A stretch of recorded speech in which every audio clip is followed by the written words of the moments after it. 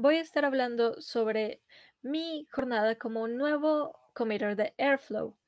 Aquí voy a contarles la historia de cómo me convertí en un committer, las lecciones que aprendí y lo que yo espero de aquí en adelante. Yo soy Efraima Nairobi, como Alma dijo. Soy un desarrollador de software en Astronomer y committer de Apache Airflow. Y estudié ingeniería eléctrica y electrónica, soy de Nigeria y mis hobbies son hacer DIYs y escuchar podcasts. Y me pueden encontrar en Twitter y Facebook y GitHub como Ephraim Body. Antes de hablar de Airflow, quiero hablar de cómo era antes de Airflow. Entonces, yo empecé a programar en el 2013 y poco después conseguí un trabajo en un campo completamente diferente como un ingeniero eléctrico. Y en ese periodo, del 2013 hasta el 2020, entonces yo estaba programando, pero porque tenía pasión por programar y quería decidir si quería seguir trabajando como ingeniero. Y lo que hice fue crear varios sitios web durante ese periodo. Empecé también varios emprendimientos y de hecho ya eliminé todos esos sitios, ya no existen, pero solo existen en Wayback Machines o en Twitter. Y lo que yo quería hacer en ese momento es porque yo tenía una pasión por programación, por programar y no quería empezar a programar, abandonar mi trabajo y empezar a programar de tiempo completo.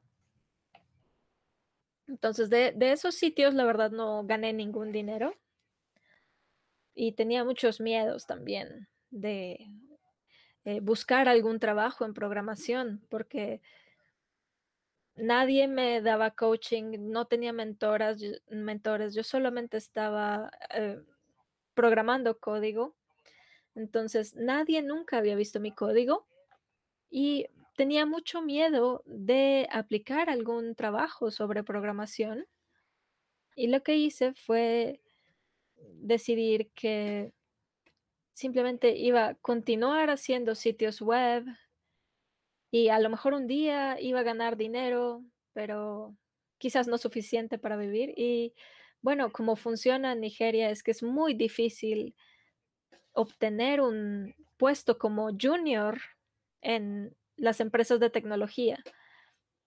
No es un nivel que uno pueda obtener fácilmente. Y si yo dejara mi trabajo como ingeniero y llegara a un puesto de junior developer, pues, ¿cómo podría hacerlo? Porque nadie había visto ninguna vez mi código. Entonces, yo seguía en mi trabajo y el año pasado encontré a Outreachy en Twitter y me pareció fantástico porque era muy prometedor. Decían que me iban a pagar por 3 meses y me iban a dar una mentoría durante 3 meses. Outreachy es una iniciativa que proporciona, eh, puestos de becario que son pagos para las personas que hacen parte de grupos de minorías. Y como developer junior, yo tenía una oportunidad muy pequeña de llegar a la industria. Entonces, lo que hice fue unirme a Outreachy por 3 meses, porque yo creía que si obtenía alguna mentoría iba a poder mejorar. Y yo hice mi primer commit el 10 de marzo y me dieron muy buenos reviews. Y esos reviews fueron los que me hicieron decidir que iba a abandonar mi trabajo y iba a permanecer en Outreachy. porque a partir de ese commit me dieron muchas reseñas que me dijeron que, de hecho, lo que yo había hecho era algo que me iba a permitir triunfar en este campo. Entonces, ahí tomé la decisión de abandonar mi trabajo e irme por completo a Outreachy. Eran solo 3 meses, entonces era un riesgo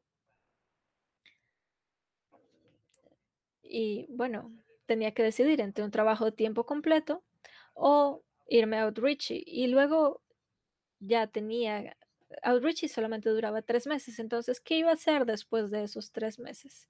Pero sí, al final me aceptaron en Outreachy y al convertirme en committer, bueno, quiero hablar ¿qué es un committer? Para quienes son para quienes ya son committers, pues ya saben esto y me disculpo con ustedes, porque yo soy nuevo en programación. Entonces, bueno, un committer es cualquier persona que, tiene acceso de escritura a un proyecto de Apache. Entonces, tiene el derecho de aprobar todos estos cambios y también derechos de validación. Entonces, uno puede, hacer cambios y también hacer mejoras. Y entre Outreachy, Astronomer y la comunidad me convirtieron en un committer. Outreachy me dio la mentoría. Ahí fue que pude aprender mucho sobre el campo, me divertí mucho ahí y luego en Astronomer estamos haciendo mucho porque eh, me encanta la mentoría que estoy teniendo y tengo one-on-ones con, con mis mentores cada semana y hacemos debug de códigos.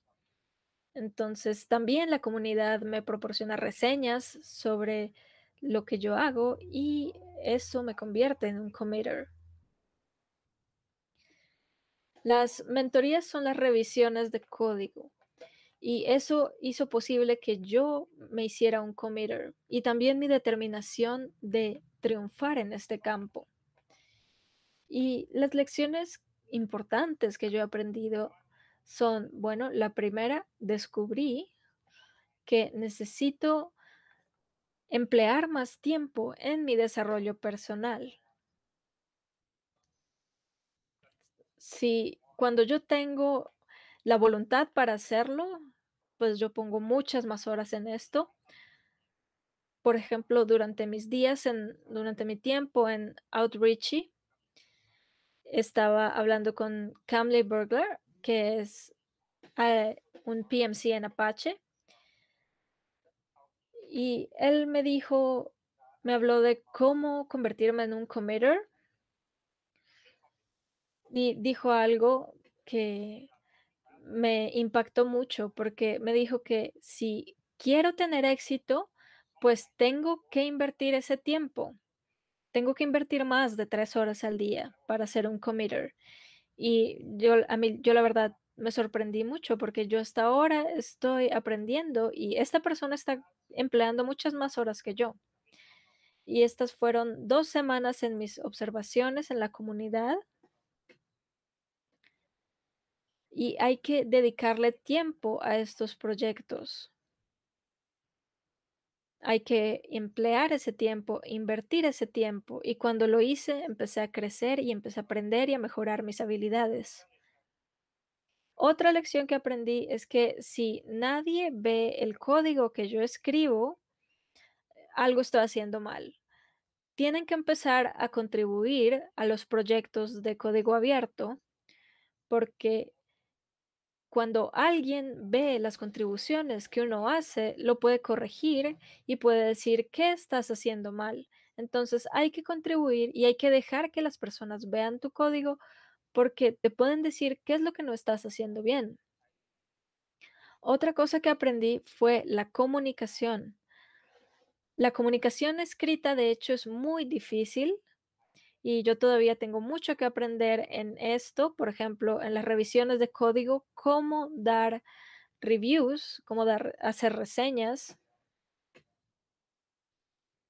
A veces escribo reseñas sobre algún código y, por ejemplo, este commit es muy importante y he recibido reseñas en commits muy importantes y ha sido muy importante para mí. Y también aprendí que uno puede obtener mentoría sin necesidad de ir a Outreachy o a GSOC. Entonces, no es necesario pagarle a estas personas por mentoría. Simplemente para obtener mentoría, uno tiene que contribuir a proyectos de código abierto para que las personas vean tu código y te puedan hacer revisiones de código. Y esas son las lecciones importantes que he aprendido. De hecho, aprendí bastante en estos proyectos. Y lo que espero de ahora en adelante es ayudar a las personas a hacer ese primer commit. En Nigeria tenemos personas muy listas que podrían contribuir a código abierto y deberían empezar a hacerlo para que los proyectos sean mejores y para que ellos mismos sean mejores. También es muy valioso para todo esto, entonces si alguien necesita alguna mentoría al respecto, me pueden contactar y esto es algo que yo espero hacer para convertirme en un mejor committer. Entonces, muchas gracias por escucharme. Este fue el final de mi presentación. Efraín, muchas gracias. Me encantan los gatos que pusiste al final. Esta es una presentación excelente porque fue tu viaje, tu jornada, porque al principio no estabas muy seguro de ti mismo y gracias a tu diligencia y a tu trabajo duro empezaste a ver resultados y esto es muy alentador. Entonces quiero abrir esta conversación para preguntas. Hay un poquito de retraso entre la transmisión y Crowdcast. Entonces, si alguien de ustedes quiere dejar alguna pregunta, pueden hacerlo en la sección de preguntas. Lo que quería era preguntarte si puedes hablar un poco más sobre la importancia de mentoría y de que alguien te revise tu código, porque yo hice un bootcamp de código y sé exactamente lo que quieres decir. Si nadie ve tu código, lo estás haciendo mal. Entonces, a lo mejor podrías hablar un poco más de eso, sobre las mentorías, sobre cómo tener una revisión de código. Y de hecho, muchos programadores nuevos tienen un obstáculo para mostrar su código, porque tienen miedo de mostrar el código, a lo mejor dicen, bueno, a lo mejor mi código no está bien y no quiero mostrarlo. Pero lo que yo aprendí es que publicar este código, que hacerlo disponible y mostrárselo a las personas y lo que estás tratando de hacer, en realidad ayuda mucho para que aprendas algo nuevo, porque lo que aprendí mucho trabajando para Airflow es que recibí muchísimos revisiones y me ayudaron mucho a aprender porque cometía errores, sí, pero me los hacían ver. Entonces, esa es la mejor forma de que alguien pueda mejorar. La mentoría sin esas revisiones, pues es simplemente alguien que te diga qué hacer, pero es en realidad a través de esas revisiones de código que en realidad puedes aprender, porque a medida que tú escribes y que la gente te revisa, es en realidad que puedes obtener esa mentoría, sí, definitivamente así es como funciona. Okey, tenemos una pregunta. ¿Cuál crees que fue la parte más difícil de tu jornada como un contribuidor? ¿Y cuál es el reto más grande que has tenido? Pues, hay partes en mi jornada que han sido difíciles, y la primera es hacer mi primer commit, porque traté de me gasté una semana tratando de entender el build y, e incluso antes de hacer mi primer commit, no sabía mucho sobre qué se trataba, entonces no sabía de qué podía hacer, cuál sería un problema al que yo podría contribuir, que yo pudiera resolver. Pero yo seguí el código y cómo se describía el problema, y entonces encontré la manera de cambiar ese código. Y ese fue el reto más grande que yo tuve. Mi primer commit fue sobre SQL y por mi experiencia ahí fue que pude hacer ese commit, pero saber cómo cambiar ese código fue lo más difícil que hice. Esa fue la parte más difícil de mi jornada. Y después de ese primer commit, después de esas revisiones de código, ya me sentí mucho más relajado porque ya puedo hacer más commits. Las personas les gusta lo que hago. Entonces, hacer el primer commit es definitivamente la parte más difícil.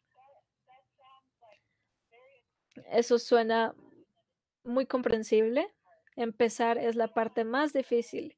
Y Leo, quiero saber qué le dirías a alguien que le dan nervios construir a Airflow por primera vez. Si alguien quiere contribuir a Airflow por la primera vez, bueno, Airflow tiene mucha documentación sobre cómo contribuir. Y lo que le aconsejo a alguien que quiera contribuir, especialmente si es nuevo para la programación, es ver videos sobre cómo hacer contribuciones, ver muchos videos, y todos esos videos lo pueden ayudar a configurar el ambiente. Entonces, Airflow no es un proyecto tan complejo.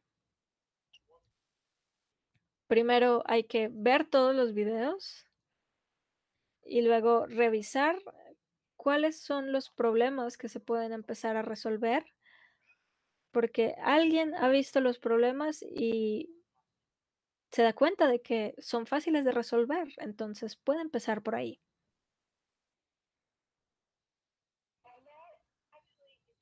Y de hecho, esa es una muy buena introducción para nuestra siguiente presentadora. Ya estamos sobre el tiempo para tu presentación, Efraín. Muchas gracias por compartir tu jornada como nuevo committer.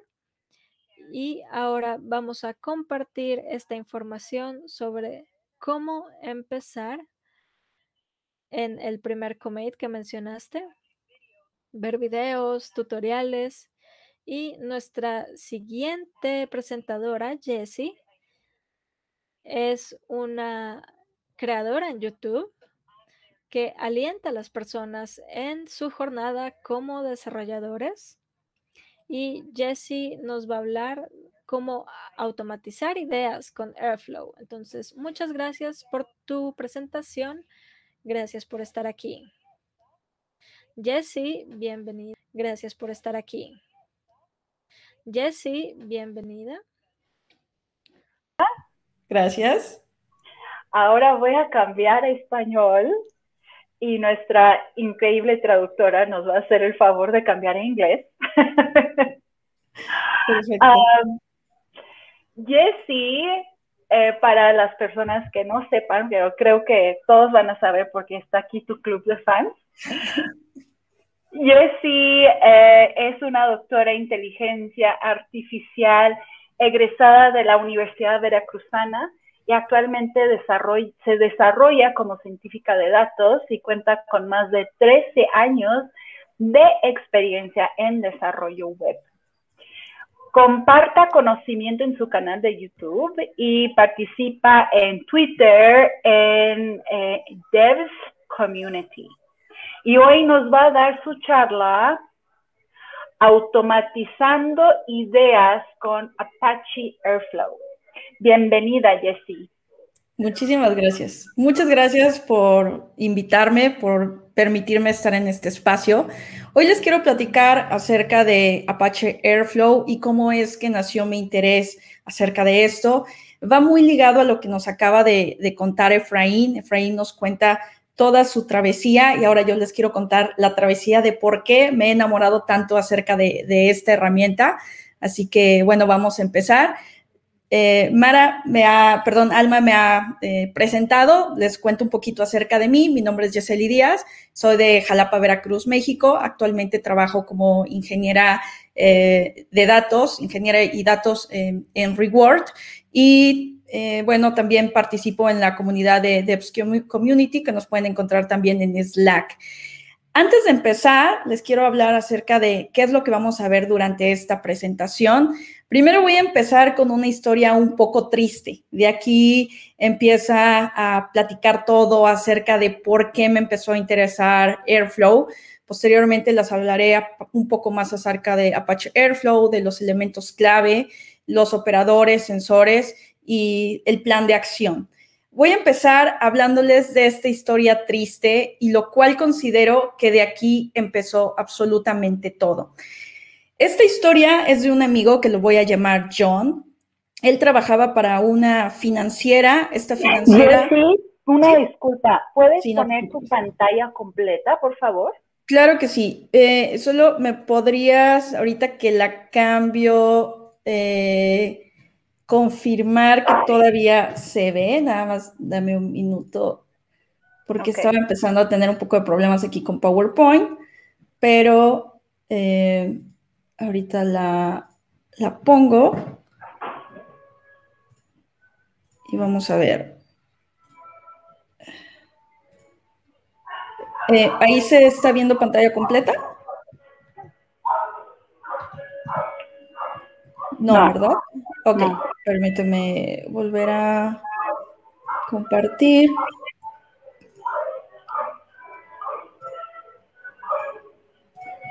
Creo que ahora sí.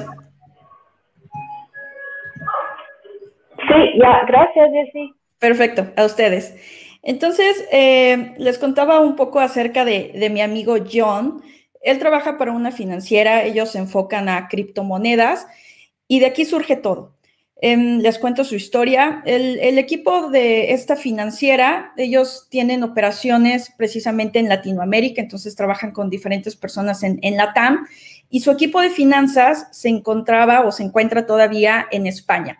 ¿Qué pasaba ahí? Que suele pasar que nosotros como desarrolladores podemos trabajar con diferentes equipos en diferentes países, y el equipo de España empezaba a trabajar alrededor de la 1 de la mañana para Latinoamérica, más o menos Ciudad de México, y ellos ejecutaban una serie de queries, con lo cual hacían una actualización de una tabla con los últimos resultados de un día anterior. Posteriormente, Juan o John ya estaba durmiendo, estaba descansando y tenía que despertar todos los días a las 6 de la mañana para ver qué había hecho el equipo de finanzas de España para después ejecutar una query todos los días. Lo único que tenía que cambiar era un parámetro realmente, que era el create add. Posteriormente, el resultado de esa query lo que hacía es que bajaba el CSV, ejecutaba otro script en Python desde consola, desde su bash, y tenía que esperar. Y se quedaba ahí ejecutándose el script, haciendo una serie de cálculos, entre otras cosas, y él regresaba a dormir. Volvía a despertar a las 8 de la mañana, rogando a Dios que ese script no hubiera fallado, porque no había forma de que pudiera volverse a ejecutar en ese momento. No tenía como ese control adecuado de ejecución.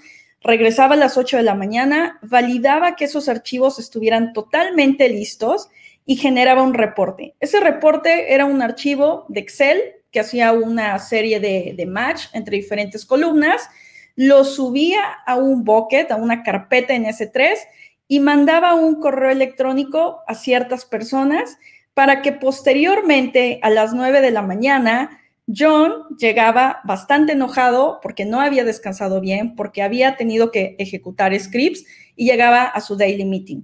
Eso lo tenía que hacer todos los días de lunes a viernes.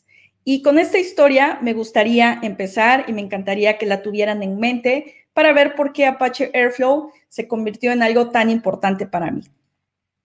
Pero bueno, ¿qué es Apache Airflow? Les quiero contar un poco acerca de dónde surgió.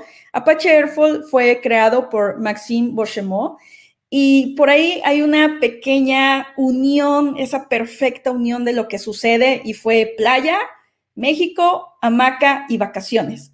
Y esa unión, esos 4 elementos, lograron que surgiera Airflow. ¿Por qué les cuento esto? Maxine anteriormente, en su primera etapa, estuvo trabajando con Facebook y después se unió al equipo de Airbnb. En esa temporada, en esas vacaciones que regularmente los developers, cuando pasamos de un trabajo a otro, es cuando tenemos nuestras vacaciones y tenemos un momento para nosotros, Maxine decidió venir a unas playas a México y en su laptop empezó a generar una idea que no sé, y me gustaría preguntárselo alguna vez, si pensó que iba a llegar a ser lo que hoy es Apache Airflow. En ese momento, sus primeros commits se llamaba Flux, no era Airflow como tal, y posteriormente se unió a Airbnb. Y ahí es donde este proyecto lo adoptaron, como que lo hicieron suyo. Algo que me encantó de Maxime es que siempre lo dejó como código abierto. Y considero que los proyectos, para que puedan llegar a tener ese potencial que estamos buscando en la comunidad, hay que compartirlos y hay que dejarlo como código abierto para que más personas, como por ejemplo Efraín, se unan y puedan apoyar a la comunidad y puedan apoyar a la codificación. Y esta solución permite crear una serie de pipelines o de tareas ejecutadas de una manera totalmente dividida, de una forma muy adecuada, que sea muy sencillo de trabajar con ello. Vamos a ir viendo poco a poco más acerca de Apache Airflow, pero a mí me encanta saber que Airflow básicamente nació en México, en una hamaca, con una computadora y con grandes ideas de Maxime. Un poco de la historia de Airflow, como les comentaba, en 2014 fue su primer commit, se llamaba Flux en ese momento. Después se une a Airflow y entonces empieza a ser como ya su sistema interno de la compañía para poder realizar una serie de pipelines. Y en 2016, que es considero cuando empezó a crecer y a crecer aún más, se une precisamente a Apache Software Foundation Incubator Program para que cada vez más personas se puedan unir a la comunidad y empiecen a compartir con nosotros mucho más, puedan empezar a desarrollar más módulos, puedan hacer mejoras, puedan apoyar con los diferentes issues que puede haber. En el 2018 se integra precisamente al stack de Google Cloud, lo cual actualmente, si ustedes utilizan el Google Cloud Platform, pueden ver que tienen integrado también Apache Airflow para ustedes desde la nube, por supuesto.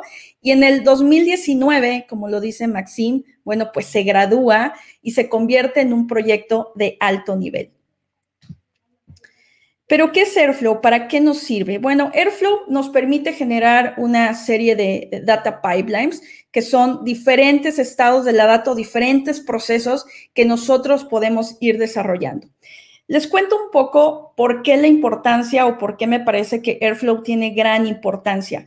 Cuando nosotros estamos desarrollando, si eres ingeniero o ingeniera de datos, en mi caso que soy científica de datos, todo lo relacionado a data, desarrollo como tal, nosotros regularmente utilizamos procesos aislados o servicios aislados.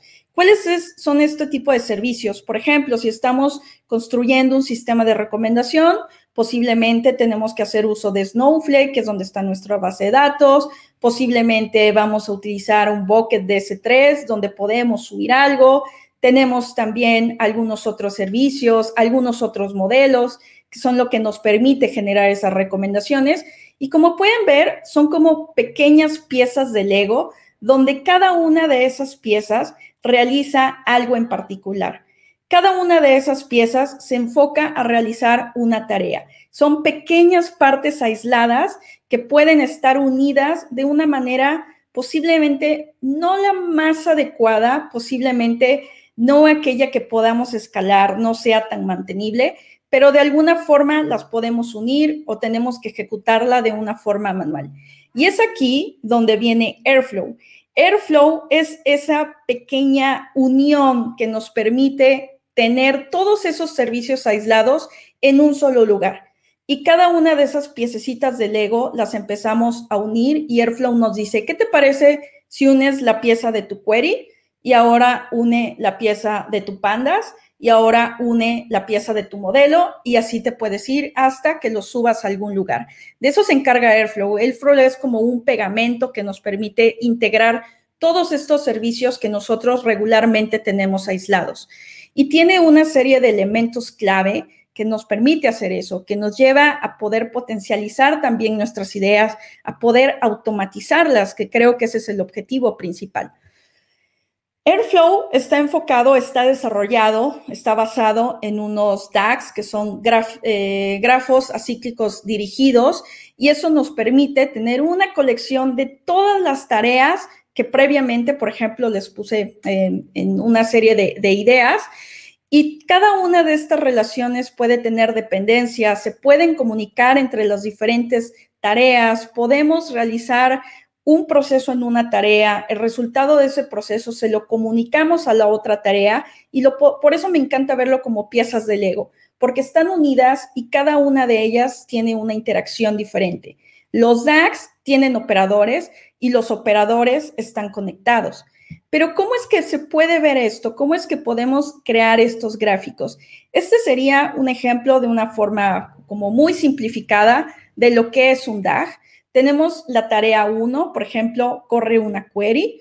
Posteriormente tenemos una tarea 2, que puede ser código Python o un script en Python, que lee desde un pandas, que utiliza NumPy, que empieza a crear los diferentes data frames, que metes algún módulo para limpiar la información, para seleccionar tus mejores atributos. Posiblemente en la tarea 3 tú también puedes obtener una matriz de correlación, etcétera. Depende mucho de la tarea, de la idea que nosotros queramos automatizar. Una vez que podemos hacer todos estos procesos, posiblemente en la tarea 2, en la tarea 3, en la tarea 4, todo este resultado se lo podemos compartir ahora a la tarea 5. La tarea 5 posiblemente sea nuestro modelo. El modelo que podemos llamarlo a un microservicio, el modelo que lo podemos tener integrado en el mismo Airflow, o una imagen que estemos ejecutándose. Y por último, la tarea 6 puede ser la generación de nuestro sistema de recomendación. Si todo esto lo pensáramos de una manera aislada, considero que sería complicado poder hacer esa unión continua o esa unión acíclica de cada una de las tareas.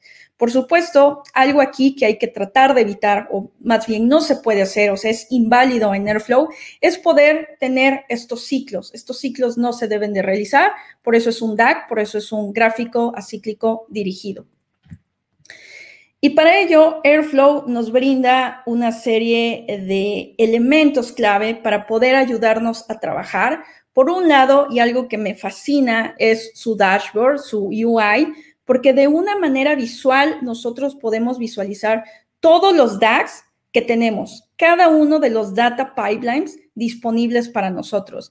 También podemos ver si alguno de ellos falló, en qué etapa falló, si ha terminado, qué día se está ejecutando, en qué día de la semana posiblemente falló, y puedes entrar a cada uno de ellos para ver qué es lo que está bien, qué es lo que está mal, cuáles son los resultados.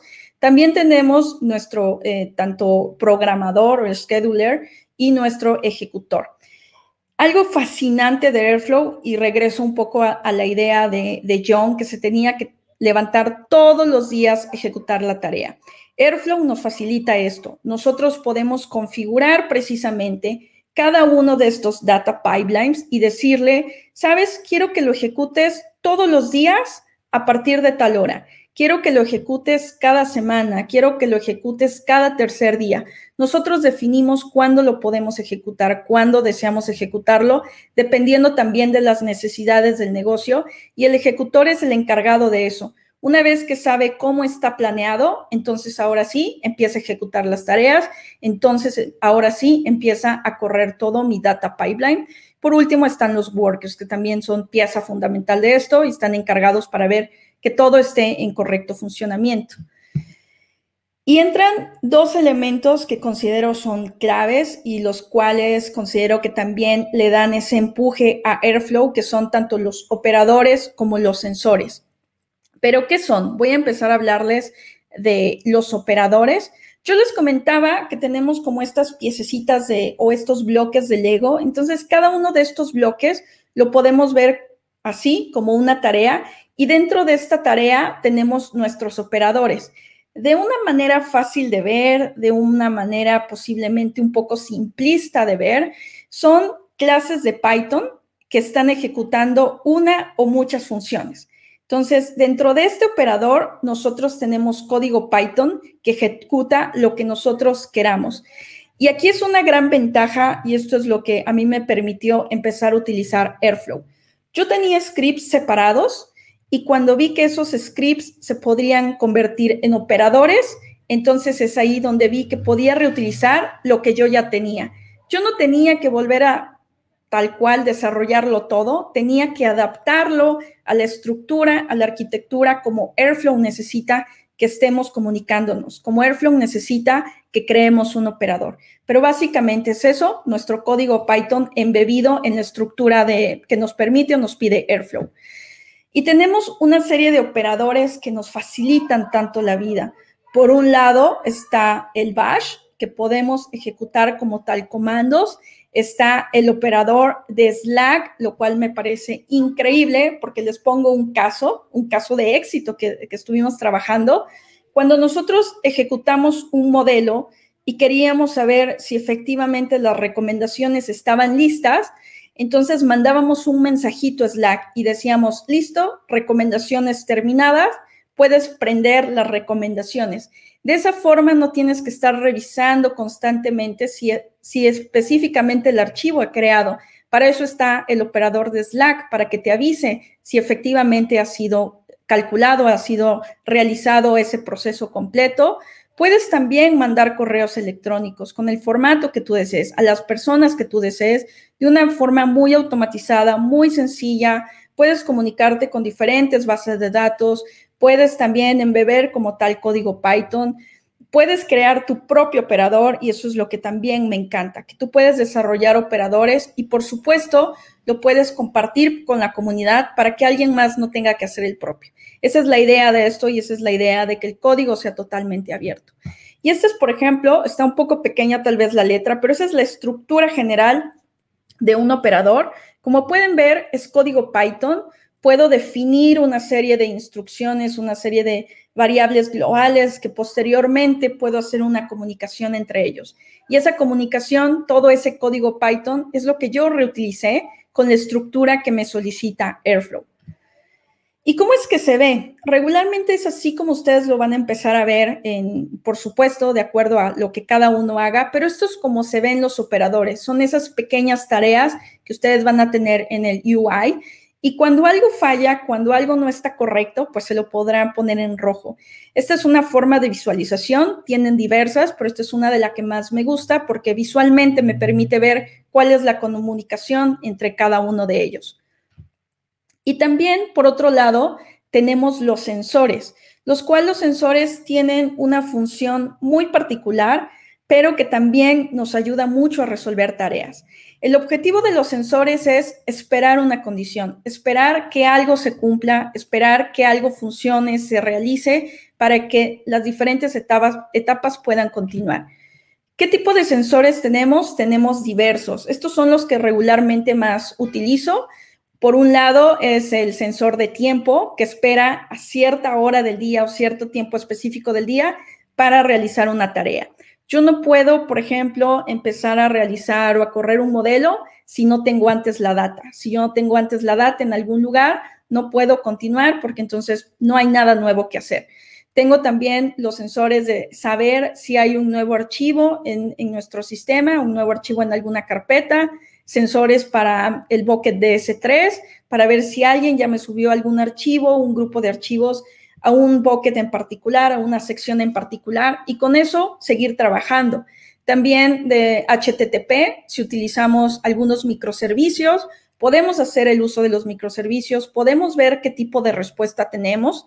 Si tenemos una respuesta a 200, un OK, entonces podemos continuar. Si no, podemos seguir intentándolo, que eso también lo podemos configurar. Podemos tener N cantidad de intentos. En lo personal, prefiero tener máximo 3 intentos, no intento más, y eso también lo pueden configurar en los parámetros del DAG. ¿Y cuál es el plan de acción? Yo les contaba un poco acerca de John y vamos a retomar eso. Espero que todavía recuerden a John. John la estaba pasando muy mal porque tenía que despertar a las 6 de la mañana, tenía que hacerlo todo de una forma manual, y es aquí donde Airflow llega al rescate. y nos dice, mira, hay una forma de que esto tú lo puedas resolver.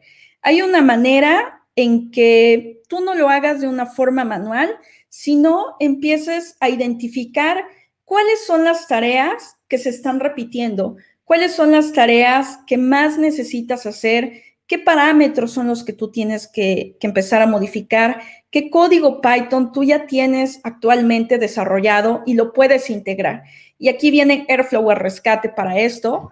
Y entonces John logró tener algo así. Es una serie de tareas. Está un poco pequeña la imagen, pero son una serie de tareas donde primero lo que hace es crear una task para escuchar al equipo de finanzas. Yo les decía que precisamente hay un sensor que está escuchando constantemente o el tiempo que nosotros queramos a una llave o un key, un archivo en S3. Entonces aquí lo que hace primero el DAC es estar escuchando para ver si efectivamente ya tiene un nuevo archivo. Si tiene un nuevo archivo, entonces ahora lo siguiente que tendrá que hacer es precisamente ejecutar una query, que lo hacía de una manera manual.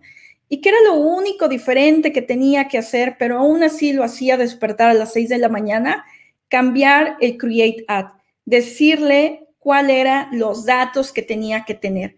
Entonces, ahí puedes pasar por parámetro cuál es la fecha actual, que de hecho se puede calcular de una manera muy fácil con el date de Python. Solamente lo pasas por parámetro, ejecutas ahora la nueva query y obtienes los datos. ¿Qué es lo siguiente que vas a hacer? Pues que esos datos tú lo puedes guardar de nueva forma en alguna carpeta temporal, lo puedes hacer, o inclusive lo puedes subir hacia otra carpeta en S3 como para llevar un histórico de datos.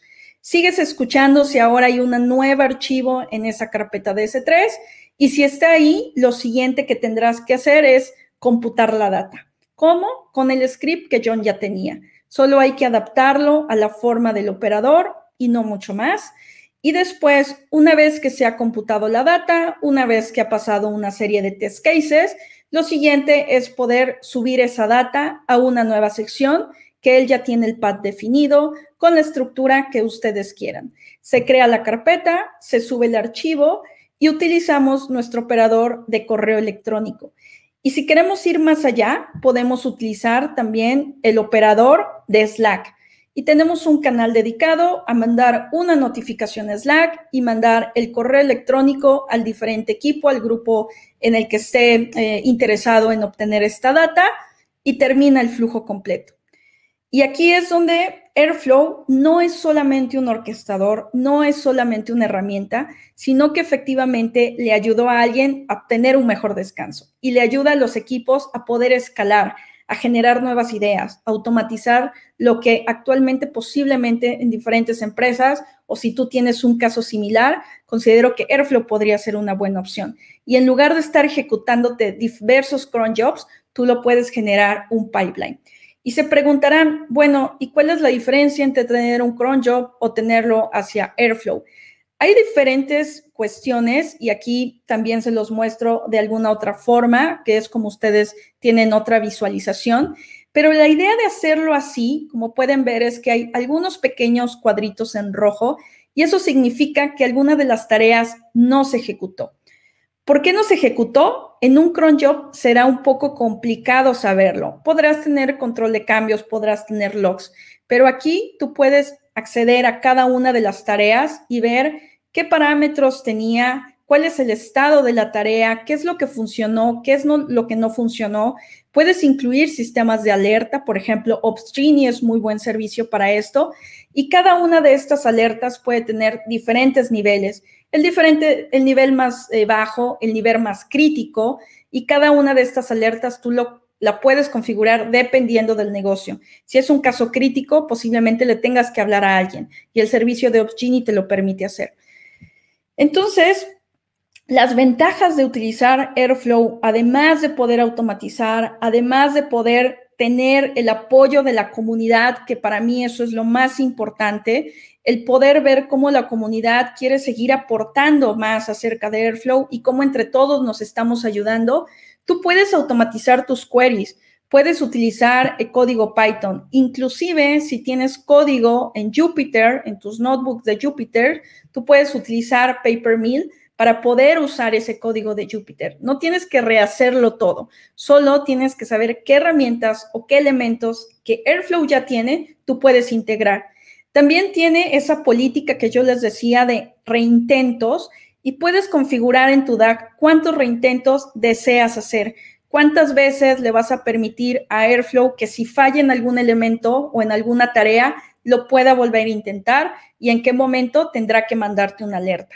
Esa es una gran ventaja cuando tú tienes diversos pipelines, porque si no se vuelve complejo el poder analizar cuál de ellos funcionó, cuál de ellos no te mandó la data actualizada y dependerá del negocio la importancia de esa data. Hay negocios que posiblemente no se tiene que actualizar la data diariamente, que posiblemente puedes dejar una data anterior y con eso puedes recomendar, pero hay algunos otros casos críticos, como en sistemas financieros, sistemas de salud, que tienes que estar muy consciente en qué momento falló y qué falló. Puedes también monitorear y a través de la interfaz qué es lo que está sucediendo, como les mostraba en la imagen anterior. Tienes una interfaz muy sencilla de trabajar, es muy fácil ver qué es lo que está fallando, qué pipeline ha sido construido, las diferentes etapas de pipeline y sobre todo tener cada uno de esos logs y entender esos logs y también tu sistema de alerta, que era lo que les comentaba, que es increíble integrarlo con Opsgenie. Algunas recomendaciones que yo he ido aprendiendo al poder empezar a automatizar mis ideas con Apache Airflow es una, y que cambió completamente mi visión de Airflow, fue unirme a la comunidad en Slack. Todas las personas son muy activas en la comunidad, siempre te brindan una mano, puedes ver algunos errores de algunas otras personas y lo puedes comparar con lo que tú tienes, puedes encontrar buenas prácticas. Si tienes alguna duda, postéala y te aseguro que alguien va a tratar de apoyarte o al menos mandarte un link donde puedes ver algo similar. Les recomiendo también registrarse al Summit de Airflow. Está la dirección, más adelante les van a hablar más acerca de ello, pero lo que se comparte en el Summit va más allá de por qué Airflow funciona, por qué Airflow es tan bueno. Te comparten casos de éxito, casos en donde se está utilizando actualmente, cómo puedes utilizar Kubernetes, cómo puedes utilizarlo en un negocio más grande, cómo integras modelos, esto cómo lo puedes hacer productivo, por qué Astronomer te ayuda a utilizar Airflow. Cada uno de estos puntos interesantes que nosotros tenemos que seguir aprendiendo de Airflow, lo vas a encontrar en el Summit. También te recomiendo que puedas revisar la documentación, la cual está perfectamente diseñada para que puedas ver no solamente de qué se trata cada uno de estos elementos clave, sino el cómo lo puedes implementar. Te pone ejemplos y es más sencillo poder aprender de ahí. Te recomiendo mucho que puedas reutilizar tus operadores y tus sensores. Eso es muy importante. Evita también tener que estar utilizando todo constantemente, reutiliza lo que tienes y, por supuesto, te recomiendo activar tus alertas y tus logs para saber cuáles de tus pipelines funciona y cuáles no. Y bueno, eso sería todo y pues muchísimas gracias por su tiempo.